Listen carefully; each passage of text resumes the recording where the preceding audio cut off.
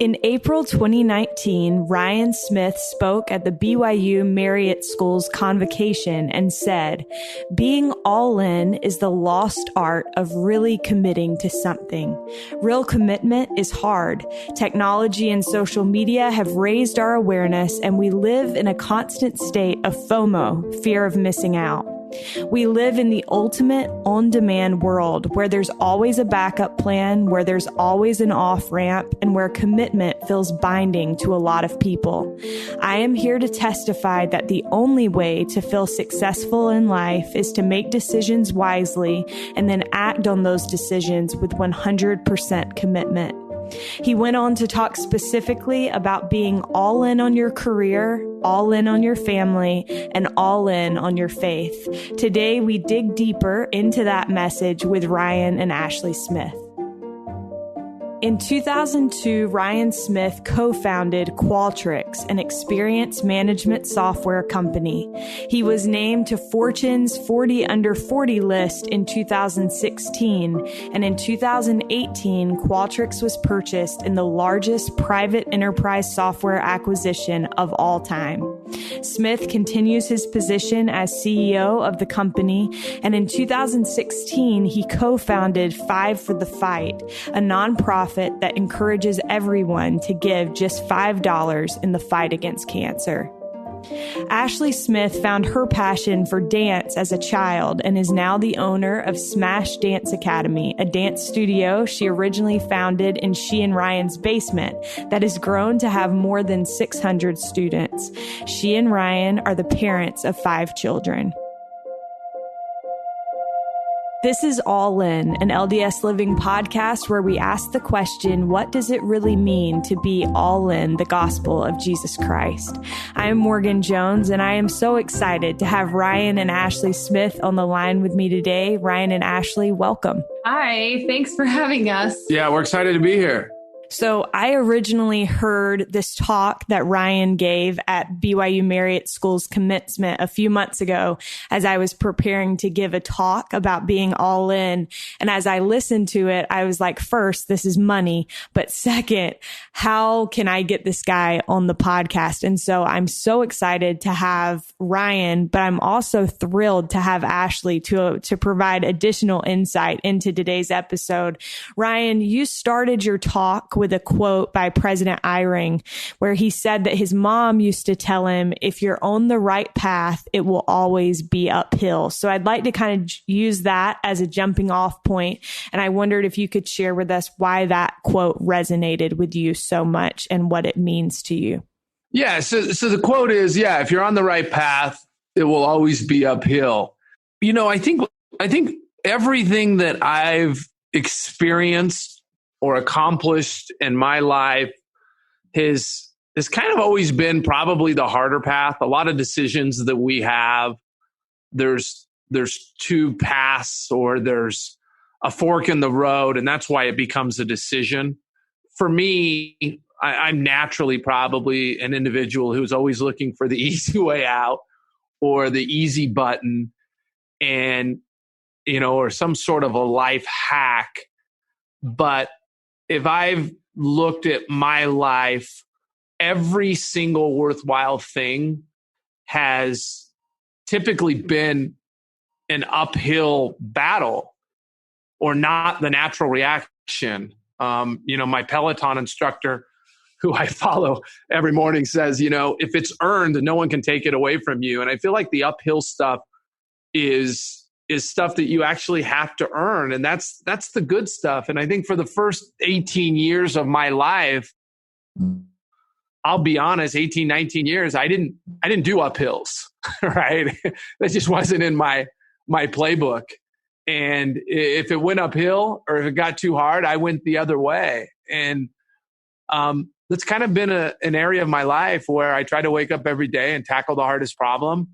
And, life's going to give you so many uphill battles that you kind of need to get good with them. And I think sometimes we're in a phase where if it gets tough, people just check out. And as I look back, especially recently, there's been good news on the other side of that hill a lot. And, I'm really glad I haven't given up on some of those hard times, because the best things I have in my life have come out of that. Ryan, I love that. I think that it's interesting that you mentioned, before the age of 18, because I think that that's probably fairly normal, that many of us don't experience a lot of hard things in our childhood or adolescence, at least hopefully. But then as we become adults, it can be a little bit of a shock that we're confronted with some really difficult things. And so I want to kind of talk about some experiences that were formative to you in your life. But before we get into that, because I've already heard you talk about what that taught you about being all in, I am curious, Ashley, what experiences you've had that have prompted you to recognize the value of being all in. Yeah, well, kind of interestingly, I actually had some uphill battles pretty early in life. Interesting. So, yeah, I was kind of young when I learned life is messy. As a child, growing up we had a divided home, and we moved to Las Vegas kind of abruptly. And I just have a very vivid memory of this feeling that I didn't have a safe place, maybe. And we were all struggling together, right? We all went through it together, but there was just this kind of icky feeling that I had for a while because of the uphill battle that I wasn't equipped with how to fight, maybe. And I really remember not wanting that feeling anymore. And I think just there were some moments in the gospel in Las Vegas where I felt hope. And I think the hope really resonated, and it kind of led to this strong desire to find more and to maybe get some clarity or answers or kind of anything. I mean, I was really just reaching to hang on to anything, I would say. But then I found this light, and it became this happiness and this joy for me. And it really removed that icky, unsafe feeling. And so at a very young age, I became intentional about the gospel, because for me, it kind of got rid of this icky thing that didn't feel great. And so, yeah, I was really young that I learned and got maybe even addicted's the wrong word, but I just desired and craved that happy joy feeling that I would feel at, different church things or gospel-oriented events in my life. That's really cool. I think I've seen that. I've witnessed that in some people that I know, people that have gone through really hard things. And it does seem like many times that causes them to cling to the gospel in a way and appreciate the gospel in a way that I think few people do. And so I have always really admired that. Ryan, let's talk about with you. So Ashley said, that she from a young age really craved the gospel. On the other hand, when you went to Korea as a newly graduated high school student, you were not really active in the church. Can you tell us a little bit about that and how you ended up coming back to the church? Yeah, I think Ashley and I both have very similar, almost eerily similar upbringings where it was pretty messy. We both come from divided homes. We both have family members and loved ones who were in and out. It was pretty tough times. And so my coping mechanisms early on were just like, screw everything. I'm not going to do anything of any consequence or anything important. Pretty much almost dropped out of high school. Actually did drop out of high school for 2 years and just wasn't really playing the game and wasn't all in on anything. And that was kind of my attitude. And I decided in an early time, I wanted to get out of Utah, and I met some people that said, hey, you should go teach English in Korea. So I grabbed a couple of my buddies. We went over to Korea, and everything fell apart over there. I didn't have home. My friends went home, and I was really kind of stuck over there by myself. And I ended up, hanging out for a couple months with a crowd of people, and it was really kind of like, hey, this is how life's going to be. You're grown up. And then one day I met the missionaries in the subway, and they came up to me, they gave me their pitch, and I said, no, I know who you guys are, but I really hadn't had, even God wasn't really a priority in my life. And, an interesting thing happened where I saw these people and I said, wow, there's a big difference between these missionaries and the people that I'm hanging out with. And then, I ended up meeting a lot of return missionaries were over there. And, when I was with them, the loneliness and the, no matter what was going on, I just felt different. And I basically decided at that point, wait, here's this amazing contrast that I've got. I've got Ryan Smith in this world during the day, and then I would go hang out with this group, maybe one day a week. And the feeling of who I was with was just the most vivid, like, contrast of feelings that I probably ever had in my life. And I said, you know what? I want to be like these people. I want to be like these return missionaries. And I had to make a decision, and it wasn't a convenient one, that if I wanted to be like these people, I had to change a bunch of things.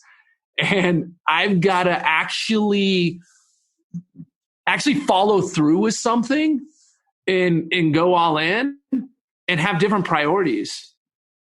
And I needed to do it for real. And the second I did that, my entire life changed.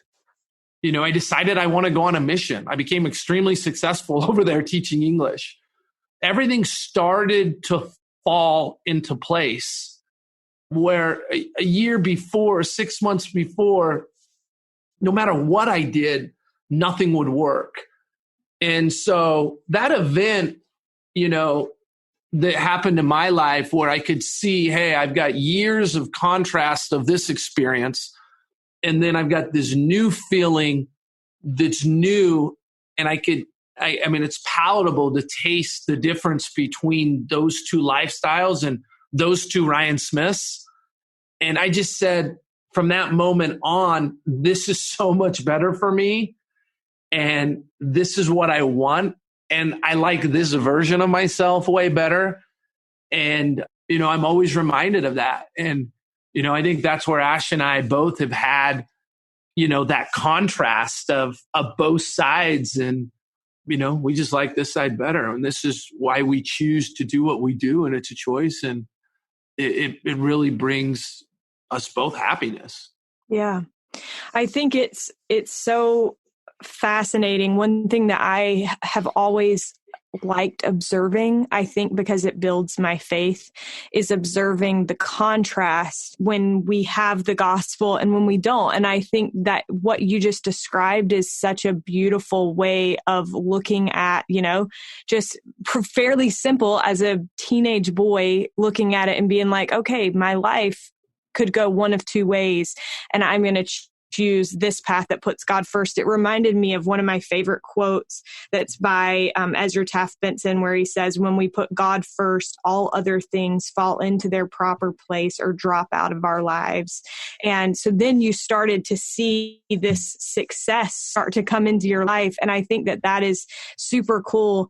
Ryan, in the talk at BYU, you said that your family likes to say you found God in Korea, but that you say you like to think that you found out what happens when you are all in, and that you learned what it takes to be all in. So I am wondering for both of you can speak to this, what you've learned both then, Ryan, in Korea, but then also in the years since, what both of you have found about what it takes to be all in. Yeah, I think for me, it wasn't single threaded. I mean, there was a lot of experiences that happened in Korea, and then happened on my mission, and then happened when I came back.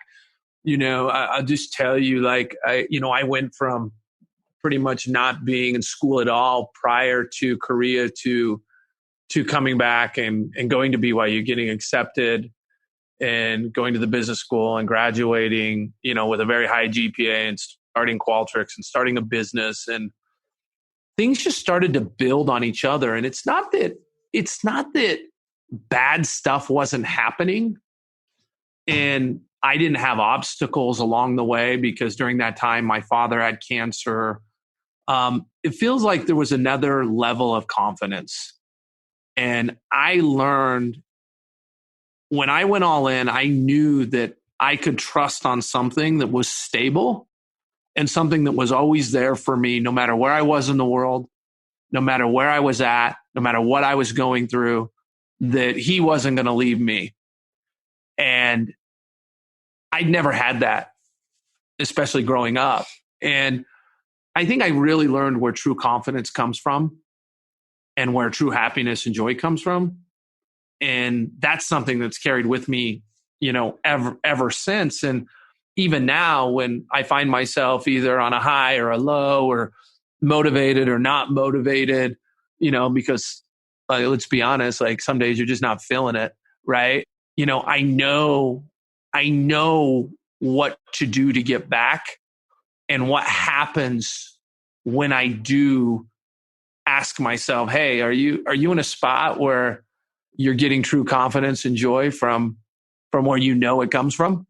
And that's a constant reminder. And it's not something that is just in that one experience of my life or on a mission.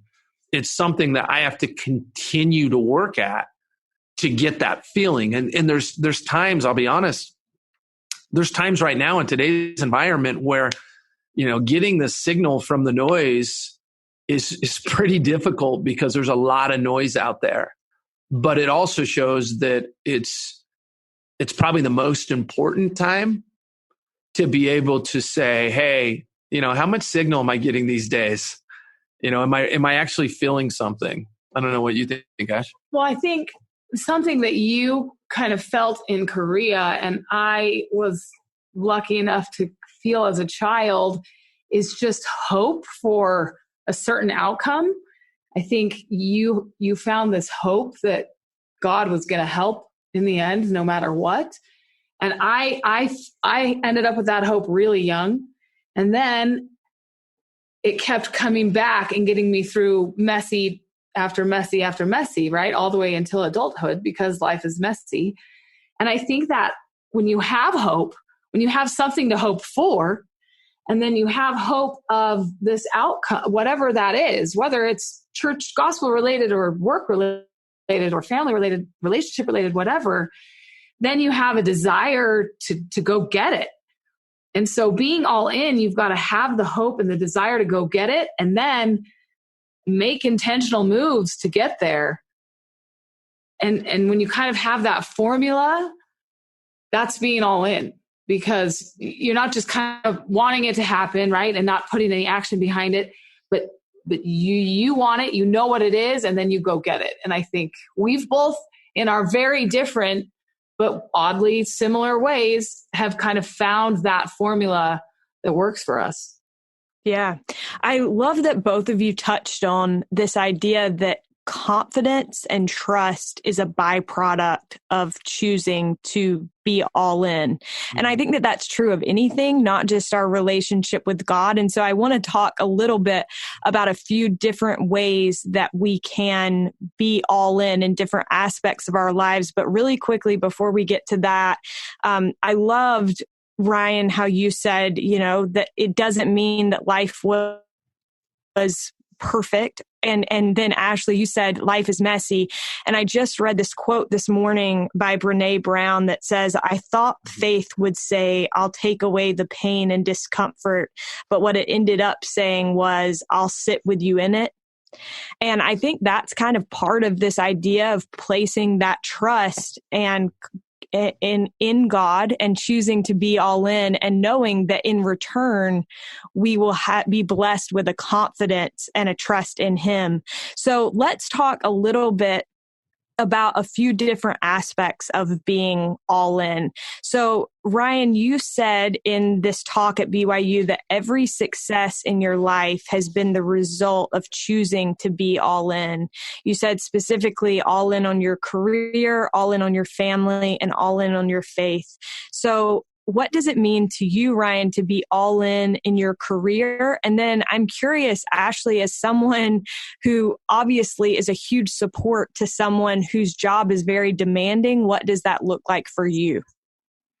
Yeah. So look, it's being all in's hard. It's a practice. It's a muscle. I loved how Ashley said it's a formula. And I agree with Brene Brown. I love Brene. We've had a chance to talk, and Ashley and I a bunch about like, hey, and it's kind of a little bit of who we are. When we do something, we only know one gear. And, Ash is an entrepreneur as well. She runs a pretty large dance studio with 600 kids and 20 faculty members. And so we go at it pretty hard, and especially as a couple. But look, we get to hire a lot of young people. And I'll be honest with you, a lot of young people that I see today have never been all in on anything in their lives. It's the lost art of actually going all in on something. They were like me when I was 18 years old. I had never really knew what ultimate commitment looked like. And, I'll never forget a story that happened to us. I mean, we'd been married about 4 or 5 years. Ashley bet on this kid who was starting a company in a basement, didn't have a car or a job. And we were about 4 or 5 years in, and someone offered to buy Qualtrics and buy our business from us. And I had a couple partners, but everyone really looked at me and said, okay, Ryan, you've got to make this decision. And my mind was racing. Like, we were so heads down on the business that we never really thought about that someone would care enough to want to buy it from us. And it was a substantial amount of money at the time. And I remember getting in the car and saying, Ashley, let's just drive. Let's go down to St. George. We're out. And we're going to go talk, and we're going to ponder, and we're going to think about what to do. And we didn't get, I think, to Nephi or 30 miles down the road before Ashley basically said, look, Ryan, you're not done. We're not going to have you sit at home anymore. Let's just go forward, and let's just go all in. Is it all going to go backwards or not? Just go all in. You have nothing to lose by just going all in. And so we decided to turn down this offer. And in the media, it came out that we had turned down this offer. So the people who offered it were really upset because it looked like I went to the media and said, hey, I'm turning this offer down and I'm going at it alone, which freaked me out because that was the ultimate way to burn the boat. But at that moment, it really forced us to be all in on this career move. And we never, ever looked back from that. And, as we talk about it, we say, it happened in a weird way, but we decided together that this is what we were going to go do. And there was really no plan B. I mean, it's exactly what we did. And then if you look at how the company and the organization and everything we've been able to do for the last 7 years, that was one of those pivotal moments. And, I have patterned a lot of my life and career about that. I'm 24/7. I don't know how to do halfway. Ashley doesn't know how to do halfway. And we're young. This is the time to go make an impact. And I don't understand how to go through life any other way. And it has no bearing on how much, money or financial resources or success you have. It's much more about, what are you on earth to do? And do you care about your work? And, this is what we're also trying to, maybe teach some of the folks that work for us, or, how can you find your own driving in the car moment where you've got to burn that boat and go all in? And I don't know, Ashley, what you... I mean, we typically, our go-to decision-making move is, what is our end goal? What does our end goal look like? And we define that, we figure out that picture, and we get to a spot where we agree, and that's what helps us get all in. It's kind of back to the hope thing. It's something to hope for, a certain outcome. And then it's whatever we need to do to get there, right? I mean, we obviously live within the gospel of Jesus Christ, guides us very strongly. But other than that, like, it's going to be uncomfortable. It's going to be unfair, in trying to support Ryan. If I know what our end goal is, if I'm sitting here at home, if we're playing a tally game or tit for tat, or things have to be equal, that just doesn't work. So the idea is, what is our end goal and how do we get there? It's going to be uncomfortable. Are we both okay with that? Yeah, let's go all in. We're going to sacrifice. Sleep might go, health might go, balance might go for a minute, but we'll pull it all back together when we need to. And we know that because we know what the end goal is. And the end goal is always something we've agreed upon that we think is beautiful. And so it's easy to go all in when that's how you make decisions. Yeah, that's really well said. You both are just like spitting truth. So there are several things that I want to touch on in what you just said. First of all, mad props, Ashley. You may want to consider venture capital because you obviously know what to invest in. I'm like, shoot, like that's multiple times you made the right call. But I really think what you were just saying, Ashley, about how obviously we have the gospel of Jesus Christ, and that's super helpful. And we know that we have the ability to receive personal revelation. But I think something that's really hard for people sometimes is this desire to be guided in all things. President Oaks talks about in a talk that I love about your strengths can become your weaknesses. And he says, this desire to be led in all things can be a good thing, but can also be hard. And I love that you said you ask yourselves, what do you want the end goal to be? Because I think that there are times where we're going to seek that personal revelation, but then we have to use our brains and ask good questions and then go forward trusting in God, trusting that if we go all in and it's not the right path, He'll stop us. Do you guys have any thoughts about that?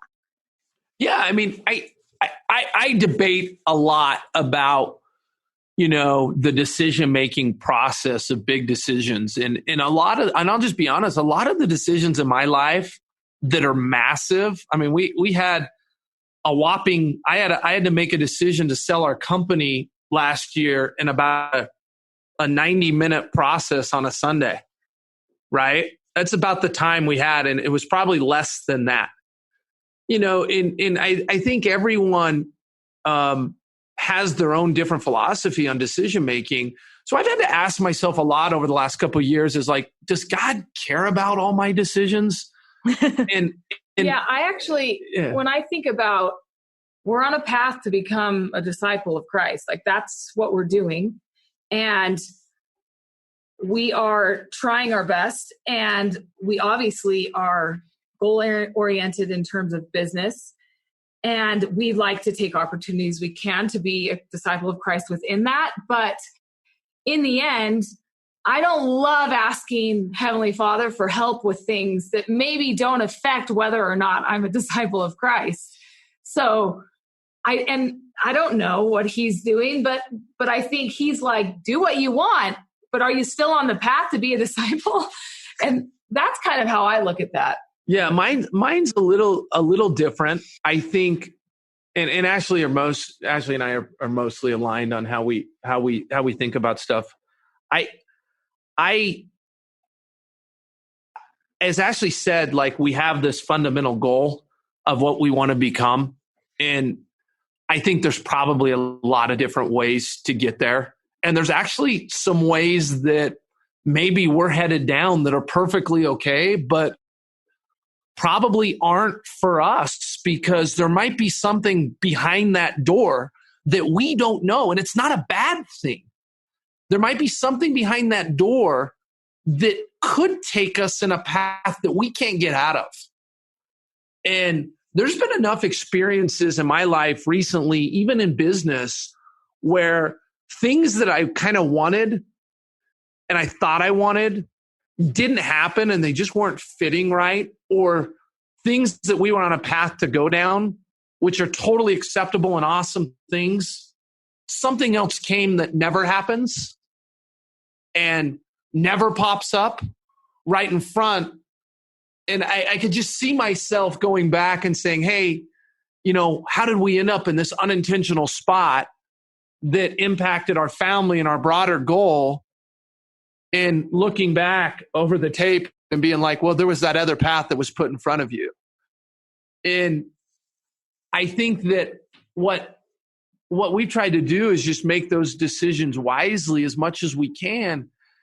And just once we make them, even those, you still got to go do all the work and turn those decisions into good experiences. Just like when we turned down the offer early on to sell the business, it could have easily turned into a bad decision, but you still have to go make that happen. And, I think, for me, there's a lot of confidence that if you're trying to feel something every day, if you're trying to feel in tune, if you know where you're going, then those split seconds decisions, you have a much higher accuracy to get in a better spot. A friend just told me,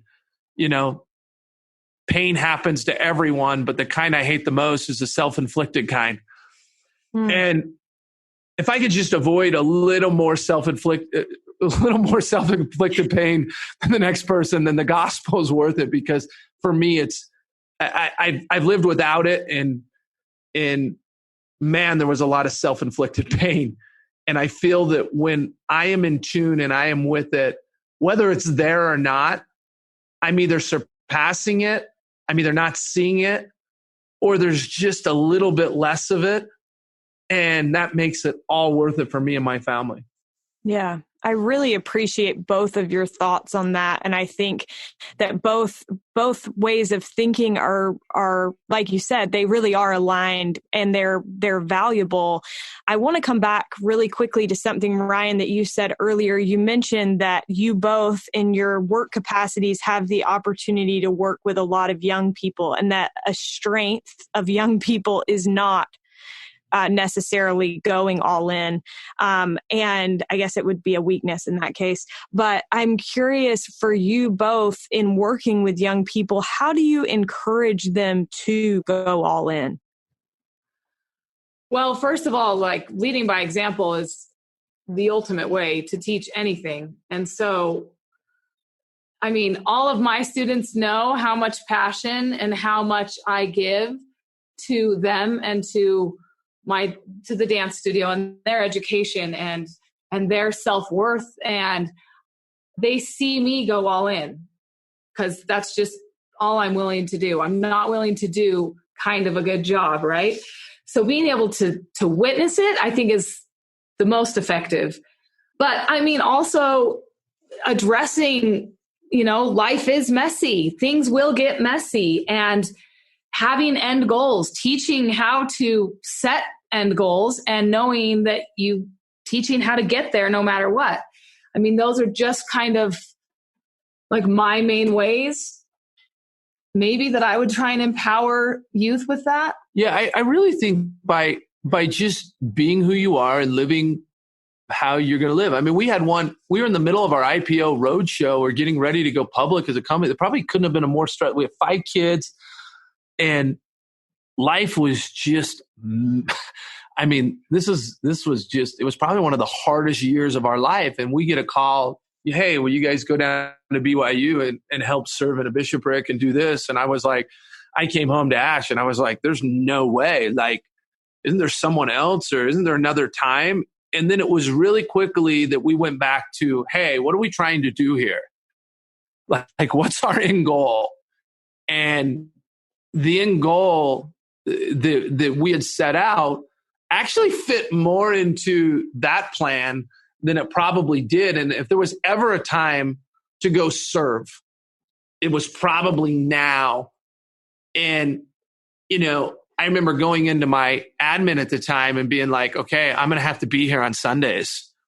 And we're looking through the schedule the last 2 years, and we were always somewhere on Sundays in a church and doing things, but we were everywhere. And it was amazing. That first year, I think I missed probably 2 or 3 Sundays in the whole year. And most of them were for golf or something else, right? It didn't have anything to do with work. And so if you actually find a way to prioritize, that was just such a strong evidence that, hey, we control our lives and we can actually impact when we want to go all in on something. It's amazing how the world can go around and we'll find a way. And that was a good example, I think. And it was a reminder that we had decided beforehand. And the purpose of that is, and Ashley does such a great job at this, like, we need to be intentional. I don't want to wake up in life in a different spot than where I wanted or intended to end up and being like, man, how'd I get here? I've been there before, and it's a slippery road. And part of the problem is what makes us really good as humans right now can also make us really, really end up in different spots. And so I don't bring the same wrench or toolkit to the business world that I bring to my faith. Well, and arguably Satan could zero in on us wanting to be all in a business sense. And, that decision to be in a bishopric, we very easily could have been like, well, we're all in on the company right now. And so right now is not the time. And that would be Satan, like, masterfully using our own all-inness against us. Or just my own twisted head, right? Like I don't need Satan for that reaction. Like, it's just me being human. In reality is like, it's the ability to decipher in that moment, as Ashley was saying. Yeah. And, the funny thing that we're finding is there's never really a good time. And so if you're not going to make it, then it's going to be tough. That was a long answer to your question. No. That was perfect. And it made me think, talking about balance, Scott O'Neill, who I think you all know, he said that he knew you guys. Yeah, I love Scotty.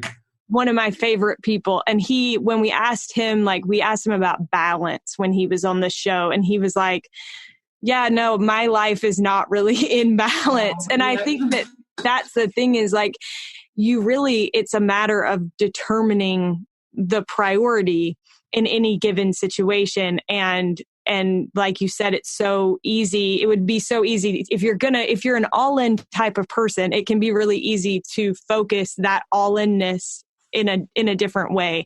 I want to talk a little bit before we get to the end about your family. So obviously you have faith responsibilities, work responsibilities, and then you're also raising a family, which we know is so important in our Heavenly Father's plan.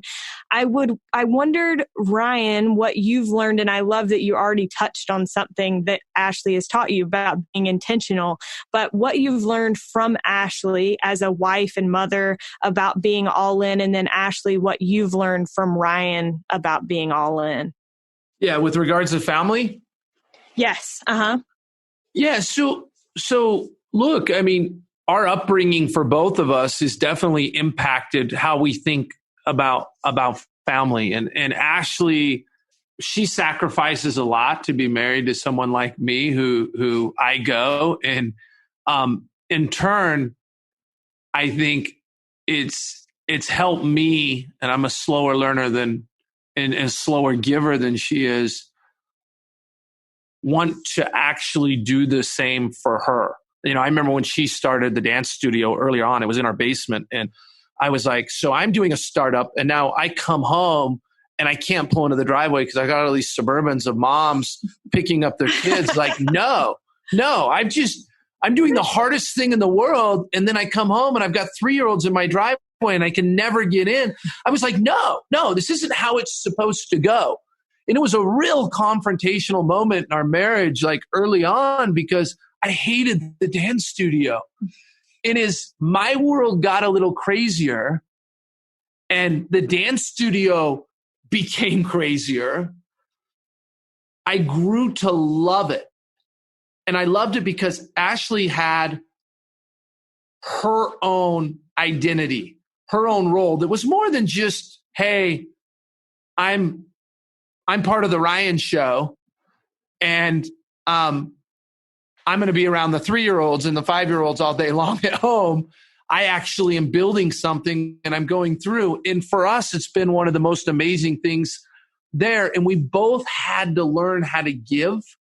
And so Ashley, when it comes to family, first of all, she's intentional. So there's nothing that's more important than that. And she's really good at helping us see, like, okay, where are we headed and what needs to change, even if it's the hard things. And so we talk about it. She's an absolute giver, and I need a giver, right? Mm-hmm. And she's definitely sacrificed some of her own, and she understands that balance isn't like this perfectly balanced airplane where the wings are just perfectly flying in the air. And she understands that one wing's going to be down at all times. If we're sick or we're unhealthy at home, like that wing's down. If I've got something on my work, or if she's got her dance show, that wing's going to be down. But balance is how we look at it. And she said, she doesn't keep score, how we look at it maybe over a 3-month period and say, hey, did we get everything done? Or are there parts of our life that aren't balanced right now? But let's not look at it on a day-by-day or a week-by-week basis. Let's look at it a little further out, because if we're always course correcting every day, then we're probably not going to get anything done in any way, because we've kind of got to go deep on stuff and aspects of our lives to do it. So I'm just grateful that we've kind of grown up this way together, because I think it's something we've had to do. And that doesn't mean it's easy. It doesn't mean it's not tough. Doesn't mean that marriage is like perfect. We're pretty real, and we try to be. Yeah. I mean, I like that question. I like hearing him say all those nice things about me. But we are very lucky in that we have a lot to teach each other. And he is one who makes a decision and doesn't look back. So all in is very much in Ryan's blood. And I don't know that I'm naturally that way. I've grown to be that way, and I've grown to love being that way. But I maybe used to tiptoe into decisions. But Ryan makes a decision. There's no wavering. There's no looking back. There's no regret. There's no what might have been. And he knows that no matter what happens, things will get messy and hard, and uphill battles will come. And he kind of takes those with almost excitement. And I don't want to be the dead weight in that scenario, right? And so it motivates me to want to be all in as well, and to not want to look back and not want to regret, and have the goal in sight. And it helps keep it clear. I mean, it's clear when you make a decision and you don't look back again.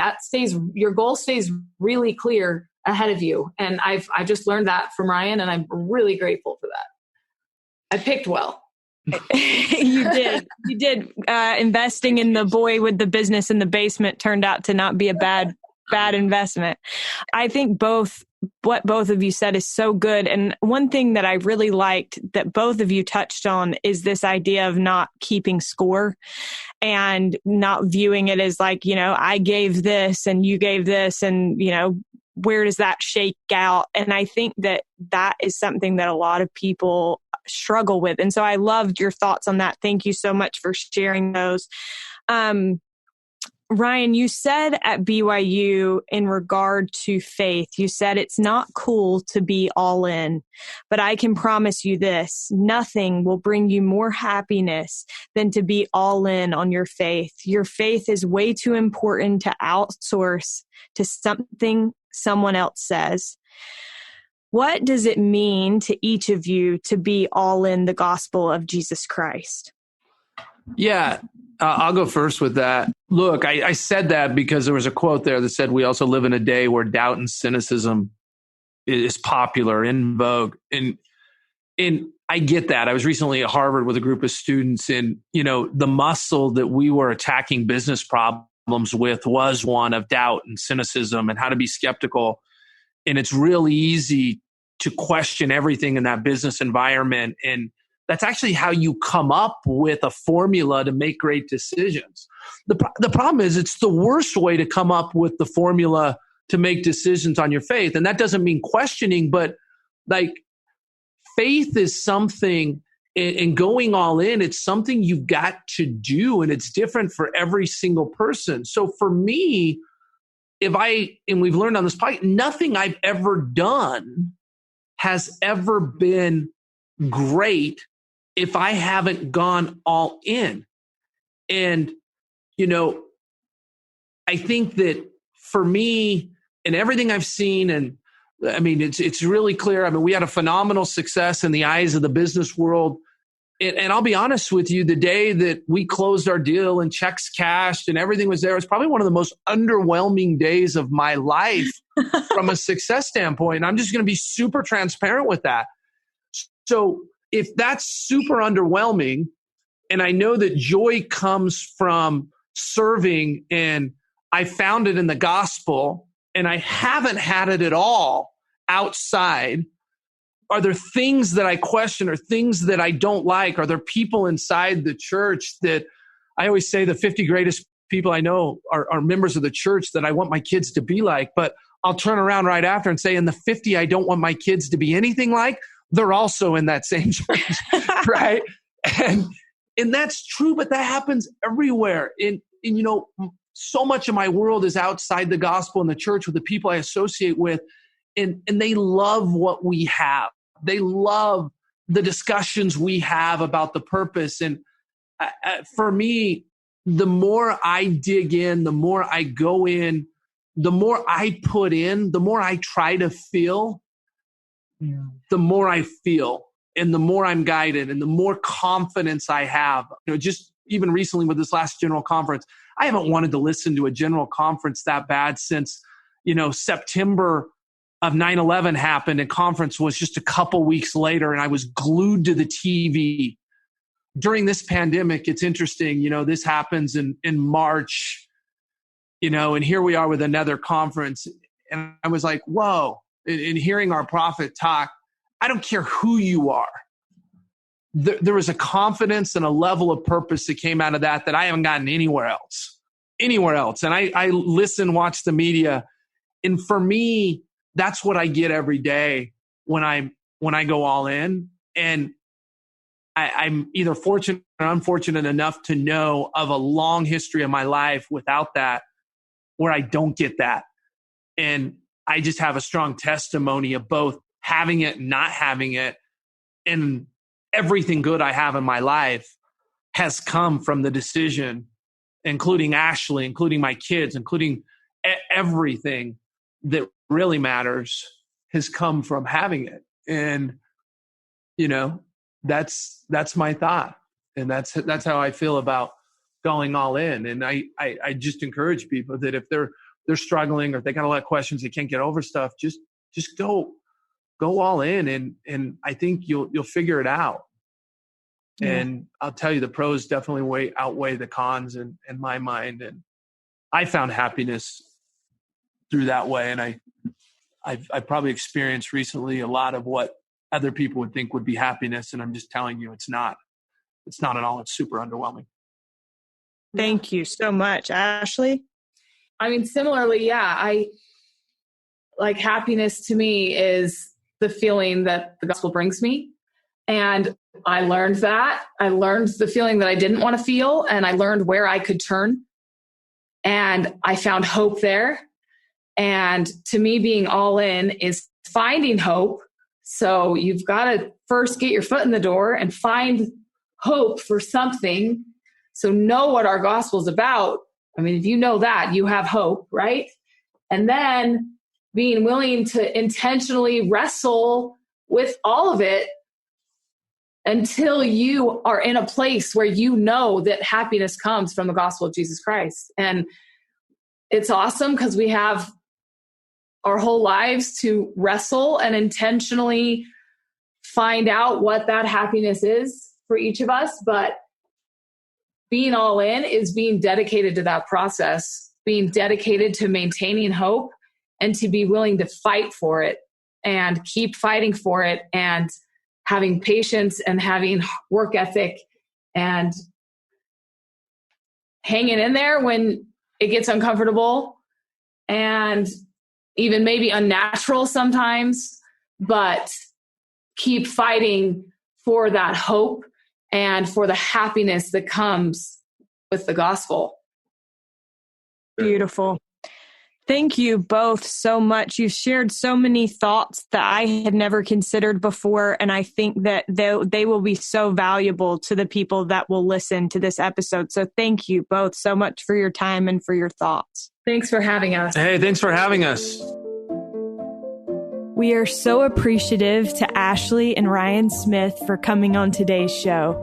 Be sure to check out our show notes for a link to Ryan's address at the BYU Marriott School, as well as other quotes from this week's episode.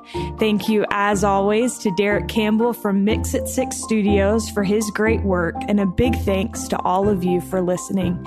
We couldn't do this without your willingness to help us spread the word, and we really love you for it. Until next week, please stay safe and stay healthy.